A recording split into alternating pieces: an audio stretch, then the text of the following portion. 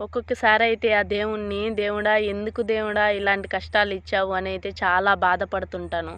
అయితే బయటికి ఎప్పుడైనా వెళ్ళినప్పుడు వేరే వాళ్ళని చూస్తాం కదా, మనకన్నా దారుణంగా ఉంటుంది పరిస్థితి. వాళ్ళని చూసి అయితే అబ్బా వాళ్ళకన్నా మనమే బెటరు, తినేదానికి తిండి ఉంది, కట్టుకునేదానికి బట్ట ఉంది, ఉండేదానికి ఇల్లు ఉంది, వాళ్ళకి చూడు అవి కూడా లేకుండా మాసిపోయిన బట్టలతో తిండి లేక అల్లాడుతా ఇల్లు లేక ఉన్నారని చాలా బాధ అవుతుందన్నమాట. అప్పుడైతే దేవుని తలుచుకుంటా, దేవుడా చాలు దేవుడా ఉండే పరిస్థితి ఇప్పుడు ఉండేదే చాలు, ఇంకా పెద్ద పెద్ద ఆశలైతే ఏం లేదు, కోరుకున్నా అవి రాసిపెట్టి ఉండాలి జరగాలంటే, కాబట్టి ఉన్నంతలోనే మనం సంతృప్తిగా ఉండాలి అని అయితే నేనైతే చాలాసార్లు నాకు నేనే చెప్పుకుంటానన్నమాట.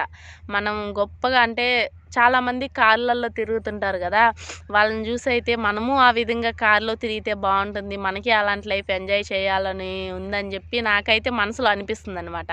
బట్ పొలంలో పని చేసుకునేటప్పుడు కానీ అది రాసిపెట్టి ఉండాలి కదా, అనుకుంటే సరిపోదు, అది దానికోసం కష్టపడాలి. కాబట్టి కష్టపడతాం, ఎంత కష్టపడినా సరే ఆ రాత ఉండాలి. నిజమే కదా. వాళ్ళు పాపం పుణ్యం చేసుకొని ఉంటారు కదా ముందు జన్మలో, అది ఇప్పుడు అనుభవిస్తారనమాట. పుణ్యం చేసుకుంటే పుణ్యం, పాపం చేసుకుంటే పాపం. ముందు జన్మలో ఏం పాపం చేశాను కానీ ఇప్పుడైతే చాలా కష్టపడుతున్నా. కానీ కష్టం అనేది పాపం ఏం కాదు, మన జన్మ హక్కు అన్నమాట. అదేం తప్పు కాదు, దొంగతనం ఏం చేయలే కదా. కష్టపడుకోవడం, మన కడుపుకి తినేదానికే కష్టపడుకుంటున్నాం, దాంట్లో తప్పేం లేదు. ఎవరైనా సరే సోమరిపోతుగా ఇంట్లో కూర్చొని తినేదానికి పాలు మారితే అది తప్పు. మనం కష్టపడుకొని ఎండైనా సరే ఒకరు ఏమనుకుంటారని అనుకోకుండా మనం కష్టపడుకొని మనం బ్రతికితే అదేం తప్పు లేదు. ఏమంటారు? నిజమే కదా. నిజమైతే ఒక చిన్న లైక్ చేయండి.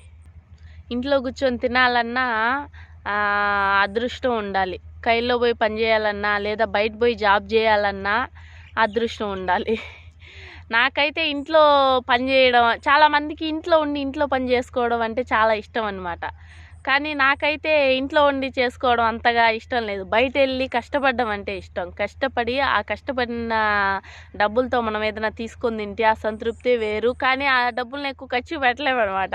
మిగతా డబ్బులు అయితే ఎవరిని ఇచ్చిన డబ్బులు కానీ లేదా మనం కష్టపడకుండా మనకు వచ్చిన డబ్బులు ఖర్చు పెట్టాలంటే అంత కష్టం తెలియదు మనకి. మనం కష్టపడిన డబ్బులు ఖర్చు పెట్టాలంటే చాలా బాధ అవుతుందన్నమాట. ఇంకా కష్టపడిన తర్వాత నేనైతే పని చేసేటప్పుడు అనుకుంటా అనమాట, కష్టం ఎక్కువ తగిలినప్పుడు, ఎండ ఎక్కువగా వస్తుంది కదా, అప్పుడు ఇంకొంచెం మనం కష్టపడ్డామంటే కొద్దిసేపు తర్వాత ఇంటికి వెళ్ళేసి ఫ్యాన్ వేసుకొని హాయిగా పడుకోవచ్చు అబ్బా అని అయితే నేను అలా అనుకుంటూనే పని చేసుకొని త్వరగా ఇంటికి వచ్చేసి ఫ్యాన్ వేసుకొని పడుకుంటాను అనమాట. ఆ విధంగా అప్పుడైతే నిద్ర కూడా చాలా బాగా పడుతుంది, ఒళ్ళు అలిస్తే.